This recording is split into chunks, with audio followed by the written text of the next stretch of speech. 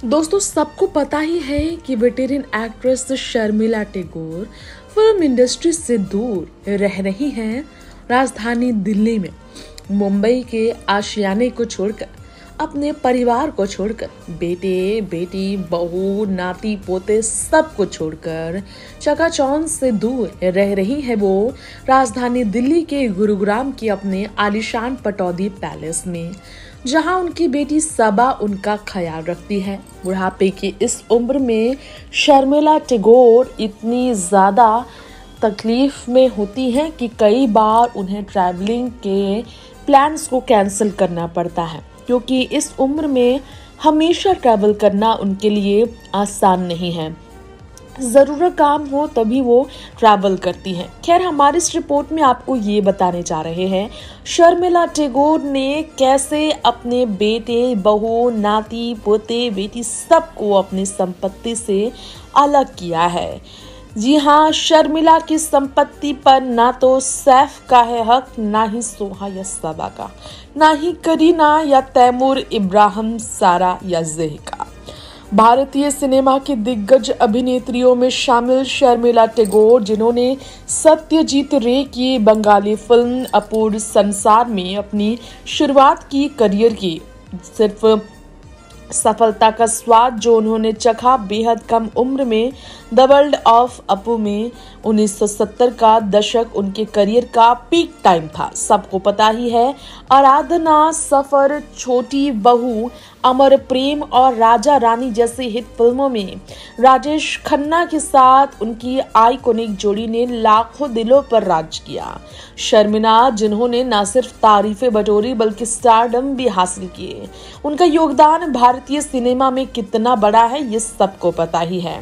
लेकिन 2014 में पद्म भूषण से सम्मानित की जा चुकी शर्मिला शानदार उपलब्धियों के लिए एडिनबर्ग नेपियर यूनिवर्सिटी द्वारा मानद डायरेक्टर ऑफ आर्ट से सम्मानित की जा चुकी एक ऐसी एक्ट्रेस है जिन्होंने कभी भी फिल्म इंडस्ट्री से दूरी बनाने का ख्याल नहीं किया था, लेकिन जिंदगी ऐसी थी कि उन्हें मजबूरन फिल्मों से दूर होना पड़ा था। आज के समय में करीना फिल्मों में काम करती है, लेकिन क्या आप सबको मालूम है कि शर्मिला ने क्या कहा था? आज जो हीरोइनों को आजादी है, आज बॉलीवुड में जो एक्ट्रेसेस की जगह है, वो प्लेटफॉर्म कभी बॉलीवुड एक्ट्रेसेस के लिए इतने आजाद तौर पर नहीं मिलता था। महिलाओं को एक्ट्रेसेस बनने के लिए शादी के बाद एक्ट्रेसेस को अपनी शादीशुदा जिंदगी या तो चुननी पड़ती, बच्चे और परिवार, या फिर फिल्मी सफर। इसलिए कई बार शादी के बाद सपनों की कुर्बानियां ना चाहकर भी वेटेरन एक्ट्रेसेस को देनी पड़ती थी। शर्मिला को इस बात का अफसोस हमेशा रहा, लेकिन वो कुछ कर नहीं सकती थी। खैर, ग्लैमरस छवि के लिए फेमस शर्मिला टैगोर, जो बोल्ड किरदार से सुर्खियों में रही, अपने जमाने की बड़े पर्दे की टॉप एक्ट्रेस ने बिकनी में सबसे पहले रूढ़िवादी सोच को तोड़ते हुए जो चार्मिंग लुक से लोगों को मंत्रमुग्ध किया था, वो कभी फिल्मी पर्दे से दूर होकर एकदम अचानक से बच्चे और परिवार के लिए ही जिंदगी अपनी समर्पित कर देंगी, ये किसी ने नहीं सोचा था। 1968 में भारतीय क्रिकेट टीम के पूर्व कप्तान पटौदी के 9वें नवाब मंसूर अली खान पटौदी से शादी के बाद 3 बच्चे सैफ, सोहा और सबा की मां शर्मिला ने अब भी अपने तीनों बच्चों को अपनी संपत्ति से अलग रखा है।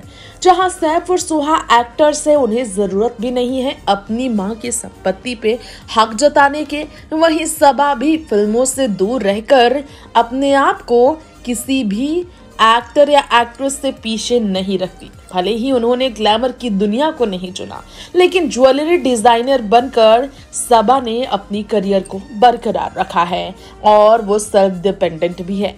खैर, हमारी इस रिपोर्ट में आप सबको ये बताने जा रहे हैं कि कैसे शर्मिला टैगोर आज से नहीं, शादी हुई थी उसके बाद से ही अपने फाइनेंस और अपने कमाए हुए सारे धन जायदाद को बच्चों से अलग रखती आई। फाइनेंस और प्रॉपर्टी के मैनेजमेंट के बारे में खुद इंटरव्यू में शर्मिला टैगोर ने यूट्यूब के एक शो में बताया कि कैसे वो अपनी संपत्तियों और फाइनेंस पर एकमात्र स्वामित्व रखती है, आज भी अपने पति और बच्चों को अलग रखती है अपने फाइनेंस डिपार्टमेंट से। फाइनेंशियली इंडिपेंडेंस पर जोर देते हुए उन्होंने ये कहा था, घर से लेकर कारों से लेकर ज्वेलरी तक जो भी कुछ उन्होंने खरीदा वह हमेशा उनके नाम पर था। उन्होंने पति के साथ साझा नहीं किया। उन्होंने ये भी बताया कि उनके पति मंसूर अली खान पटौदी अपनी प्रॉपर्टी का मैनेजमेंट अलग से करते थे और उन्होंने एक वसीयत भी इसके लिए बनाई थी। शर्मिला टैगोर, जिनकी शादीशुदा जोड़े में आपको करीना भी अपनी शादी के दिन दिखाई दी होगी, आपको पता होगा कि शर्मिला हाईली क्वालिफाइड भी थी। इस्लामी विरासत कानूनों की जटिलता पर चर्चा करती हुई शर्मिला ने वसीयत बनाने में आने वाली लिमिटेशन पर भी जिक्र किया था। उन्होंने ये सुनिश्चित करने के महत्व पर प्रकाश डाला कि उनकी व्यापक भूमि जोत और संपत्ति कानूनी नियमों व पारिवारिक विचारों का पालन करते हुए उनके तीनों ही बच्चों के बीच उचित रूप से प्रबंधित और वितरित की जाती हैं। जी हाँ, हमारी इस रिपोर्ट में आप सबको बताना चाहेंगे, खास तौर पर अपनी फाइनेंशियल जर्नी पर विचार करते हुए शर्मिला ने ये स्वीकार किया था कि वो बाद में फाइनेंशियली जागरूक हुई, पहले नहीं थी। महामारी लॉकडाउन के दौरान अपने फाइनेंशियल पोर्टफोलियो को मैनेज करना उन्होंने खुद से ही शुरू किया। फाइनेंशियल इंडिपेंडेंस और एस्टेट प्लानिंग में उनकी अंतर्दृष्टि कई लोगों के लिए एक मूल्यवान सबक के रूप में अब काम करती नजर आ रही है, जो उनकी विरासत को सुरक्षित रखने के लिए उनके व्यवहारिक दृष्टिकोण को प्रदर्शित भी करती है। शायद आप सबको मालूम नहीं होगा, लेकिन शर्मिला टैगोर, जो कि शादी के बाद फिल्मों से दूर होकर भी हमेशा ऐशो आराम की जिंदगी इसलिए जीती थी क्योंकि नवाब परिवार की वो इकलौती बहू थी और पहले से ही नवाब परिवार के पास अरबों रुपए की संपत्ति थी, क्योंकि धन जायदाद काफी ज्यादा भोपाल से लेकर पाकिस्तान तक फैले हुए थे। दिल्ली के अलावा कई बड़े शहरों में भी बताया जाता है कि सैफ के पिता मंसूर के नवाबी होने की वजह से संपत्ति फैले हुए थे और इसी कारणवश परिवार को संपत्ति के लिए कभी लड़ने झगड़ने की जरूरत नहीं पड़ी।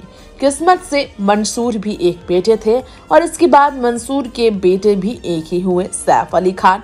इसलिए विरासत से मिली संपत्तियों की वजह से सैफ को पूरी तरह से देखा जाए तो हमेशा काफी स्ट्रांग बने रहते हुए देखा गया, लेकिन फिल्मी सफर के लिए स्ट्रगल तो सैफ अली खान पटौदी ने की थी। फाइनेंशियल क्राइसिस भी था और सैफ अली खान पटौदी के पास इसलिए वाकई में पैसों की कमी होती थी। अमृता से तलाक के बाद जब एलिमनी के तौर पर अमृता को पैसे देने थे, बच्चों की परवरिश के लिए पैसे देने थे, तब सैफ इतने बड़े संपत्ति के मालिक खुद नहीं थे, क्योंकि जो संपत्ति नवाब परिवार की थी उस पर सैफ का नाम रजिस्टर्ड नहीं था, ऐसा अंदाजा लगाया गया था। Next 9 live scripting report.